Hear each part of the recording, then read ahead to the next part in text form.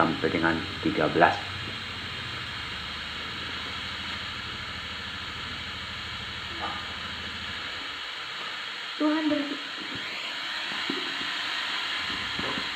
Tuhan berfirman kepada Musa di Gunung Sinai. Berbicaralah kepada orang Israel dan katakan kepada mereka, apabila kamu telah masuk ke negeri yang akan kuberikan kepadamu, maka tanah itu harus mendapat perhentian sebagai sabat bagi Tuhan.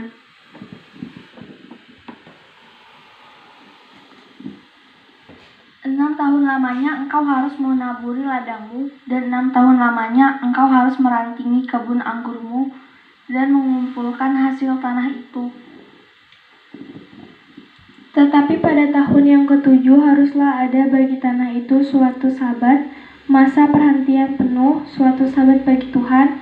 Ladangmu janganlah kau taburi, dan kebun anggurmu janganlah kau rantingi.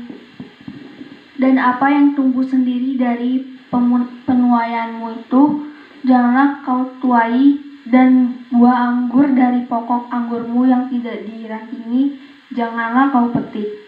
Tahun itu harus menjadi tahun perhentian penuh bagi tanah itu. Hasil tanah selama sabat itu haruslah menjadi makanan bagimu, yakni bagimu sendiri, bagi budakmu laki-laki, bagi budakmu perempuan, bagi orang upahan, dan bagi orang asing di antaramu yang semuanya tinggal padamu, juga bagi ternakmu dan bagi binatang liar yang ada di tanahmu. Segala hasil tanah itu menjadi makanannya. Selanjutnya engkau harus menghitung 7 tahun sabat, yakni 7 kali 7 tahun, sehingga masa 7 tahun sabat itu sama dengan 49 tahun. Lalu engkau harus memperdengarkan bunyi sangkakala di mana-mana dalam bulan yang ketujuh pada tanggal 10 bulan itu. Pada hari raya pendamaian, kamu harus memperdengarkan bunyi sangkakala itu di mana-mana di seluruh negerimu. Kamu harus mengkuduskan tahun yang ke-50 dan memaklumkan kebebasan di negeri itu bagi segenap penduduknya. Itu harus menjadi tahun Yobel bagimu, dan kamu harus masing-masing pulang ke tanah miliknya dan kepada kaumnya. Tahun yang ke-50 itu harus menjadi tahun Yobel bagimu. Jangan kamu menabur, dan apa yang tumbuh sendiri dalam tahun itu jangan kamu tuai. Dan pokok anggur yang tidak dirantingi jangan kamu petik buahnya. Karena tahun itu adalah tahun Yobel, haruslah itu kudus bagimu. Hasil tahun itu yang hendak kamu makan harus diambil dari ladang. Dalam tahun Yobel itu kamu harus masing-masing pulang ke tanah miliknya. Demikianlah firman Tuhan. Berbahagialah orang yang mendengarkan firman Tuhan seraya melaksanakannya di dalam kehidupannya. Amin. Kita menyanyi dari Kidung Jemaat nomor 18. Allah hadir bagi kita. 1, 2, 3. Allah hadir bagi kita dan hendak memberi berkat, melimpahkan kuasa Roh-Nya bagai hujan yang lebat. Dengan Roh Kudus ya Tuhan, umat-Mu berkatilah, barui hati kami, oh curahkan kurnia. Allah hadir, sungguh hadir di jemaat-Nya yang kudus, biar kasih karunia-Nya menyegarkan kita terus. Dengan Roh Kudus ya Tuhan, umat-Mu berkatilah, barui hati kami, oh curahkan kurnia. Mari kita berdoa.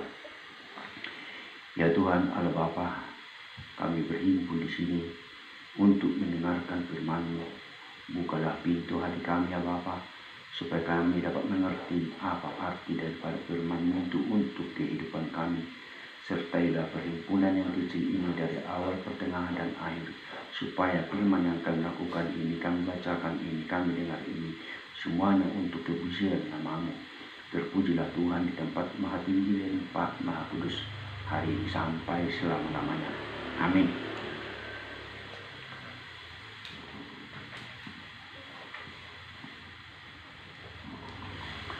Khotbah buat kita diambil dari Wahyu 7 ayat 1 sampai dengan ketiga.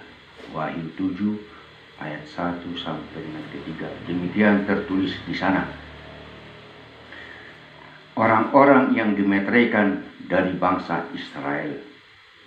Kemudian daripada itu aku melihat 4 malaikat berdiri pada keempat penjuru bumi, dan mereka menahan keempat angin bumi, supaya jangan ada angin bertiup di darat, atau di laut, atau di pohon-pohon.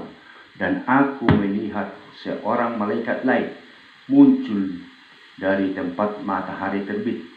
Ia membawa materai Allah yang hidup, dan ia berseru dengan suara nyaring kepada keempat malaikat yang ditugaskan untuk merusakkan bumi dan laut. Katanya, janganlah merusakkan bumi atau laut atau pohon-pohon sebelum kami memeteraikan hamba-hamba Allah kami pada dahi mereka. Demikian tertulis di sana. Jemaat yang dikasihi oleh Tuhan,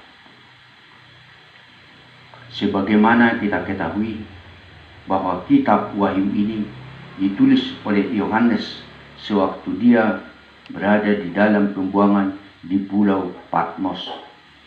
Ini adalah penglihatan Yohanes tentang pewahyuan Yesus, dan untuk dapat mencerna dan mengetahui penglihatan itu, Tuhan Allah mengutus seorang malaikatnya untuk menjelaskannya kepada Yohanes.